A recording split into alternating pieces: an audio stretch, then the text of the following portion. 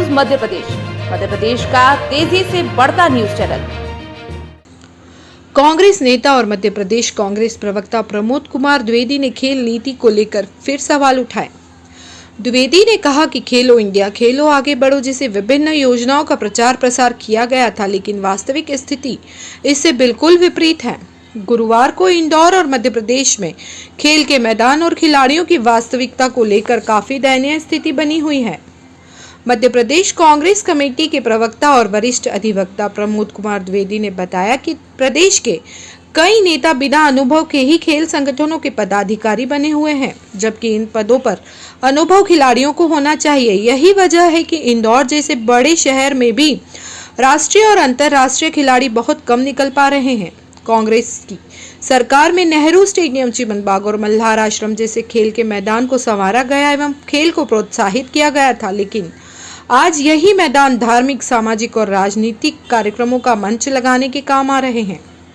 दूसरी ओर इंदौर नगर निगम में हजारों कर्मचारी स्थायी और अस्थायी रूप से कार्यरत थे, लेकिन खेल कोटे से नियुक्तियां नहीं हो पा रही हैं। कोई खिलाड़ी अपनी मेहनत से राष्ट्रीय और अंतर्राष्ट्रीय प्रतियोगिता में भाग लेता है, बावजूद इसके वह बॉडीगार्ड, निजी संस्थानों में कोच जैसे कार्य मजबूरी में कर रहा है। ब्यूरो रिपोर्ट, प्रयास न्यूज, इंदौर।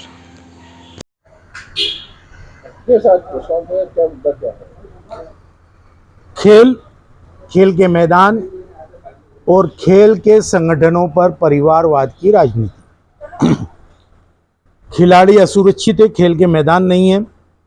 कांग्रेस के शासनकाल में ये व्यवस्था की गई थी कि खिलाड़ियों के जीवन की सुरक्षा के लिए, रोजगार के लिए शासकीय, अर्धशासकीय कंपनियों, निजी कंपनियों, प्राइवेट सेक्टरों में खिलाड़ियों को की भर्ती 7% तक कुल पदों पर की जाएगी। आजकल रुका हुआ है। 1999 से इंदौर नगर निगम में भाजपा काबिज है। 7,000 से अधिक मास्टर कर्मी यूँ कि पिछले दरवाजे से भर्ती हुई है। उसमें कितने खिलाड़ी कोटे से हुई है ये आप लोगों के सामने है।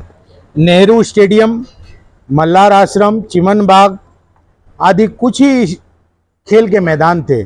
आज ये मैदान बदहाल क्यों है? स्टेडियम खेल का स्टेडियम न होकर के अन्य चीज़ों के उपयोग में आ रहा है। चिमन बाग अतिक्रमण की चपेट में है, योजना बन रही है बेचने की। मल्हार आश्रम Madhya Pradesh CM rise school के नाम पर वो मैदान नष्ट हो रहा है। हालात ये हैं कि आईडीए ने जो योजना बनाई थी सुपर कॉरिडोर में नया स्टेडियम बनाने की, वह योजना समाप्त कर दी गई। तो कौन सा खेल का मैदान आपने इतने सालों में बनाया? और मोदी जी की सरकार 2014 के बाद आई है, वो बता दे कि कितने खिलाड़ियों को खेल के कोटे से राज्य और केंद्र सरकार और विभिन्न कंपनियों ने नौकरी दी है। कितने खेल के मैदान मध्य प्रदेश में बनाए गए। हालात तो यह है कि खेल के संगठनों पर परिवारवाद हावी हो गया है। मोदी जी कहते हैं कि परिवारवाद की राजनीति कांग्रेस करती है। अरुण जेटली का सुपुत्र दिल्ली क्रिकेट बोर्ड का अध्यक्ष बनता है और गौतम गंभीर जो खिलाड़ी हैं, भाजपा के सांसद हैं, आरोप लगाते हैं। और मैं वहीं की क्या बात करूं, कैलाश विजयवर्गीय अपने पुत्र को संभागीय क्रिकेट एसोसिएशन में पर्दे के पीछे से अध्यक्ष बनवा देते हैं। अरे खेल के संगठनों पर भी भाजपा परिवारवाद के साथ चल रही है। अटल खेल संकुल पर किसका कब्जा है? ओलंपिक संघ में कितने खेल होते हैं? रमेश मेंदोला जी से पूछोगे तो वो तो जोड़ तोड़ की राजनीति में लगे होंगे, हंसते हुए मुस्कुराते हुए कह देंगे बाद में बताता हूं। वो है मध्य प्रदेश के ओलंपिक संघ के अध्यक्ष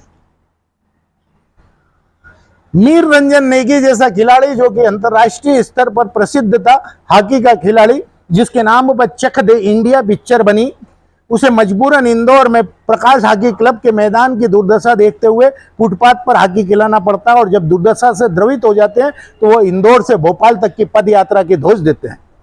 ध्यानचंद जी, जिनके नाम पर कैलाश विजयवर्गीय राजनीति करते हैं, चुनाव लड़ने जाते हैं, मऊ की जनता के दिल को जीतने के लिए उन्हें भारत रत्न अवार्ड की मांग करते देने की उनकी केंद्र में सरकार है। क्या हो गया कैलाश जी?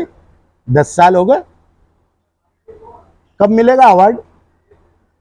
कुल मिलाकर के खिलाड़ियों के संरक्षण के नाम पर, खेल के मैदान के नाम पर मध्य प्रदेश में ही नहीं, इंदौर में, देश में क्या हुआ आप लोगों के सामने है। वीर बहादुर का पट्टा हूं इंदौर वाले। अमिताभ बच्चन ने डान पिक्चर में जब ये डायलॉग मारा और लठ घुमाया तो हाल तालियों से गड़गड़ाहट में गूंज उठा और लोगों को पता था कि इंदौर देसी खेल के नाम पर भी ख्याति प्राप्त है।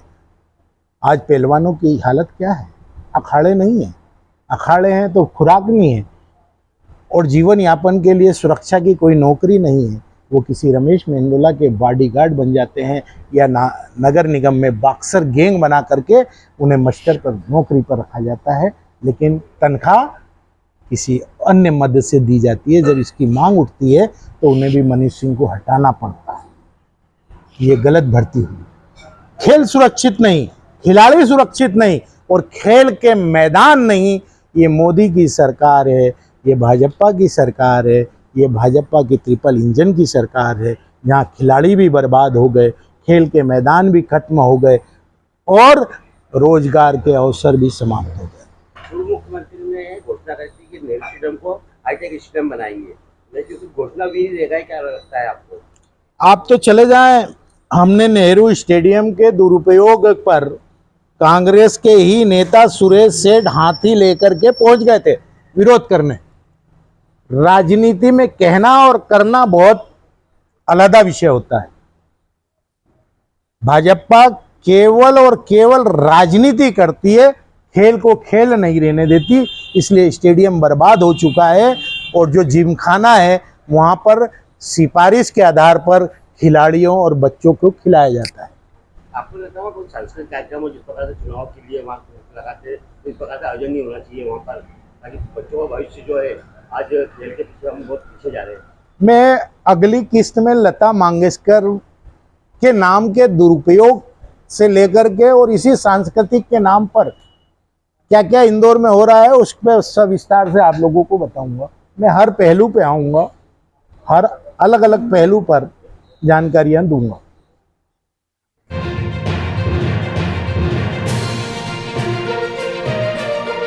प्रयास न्यूज मध्य प्रदेश का तेजी से बढ़ता न्यूज चैनल।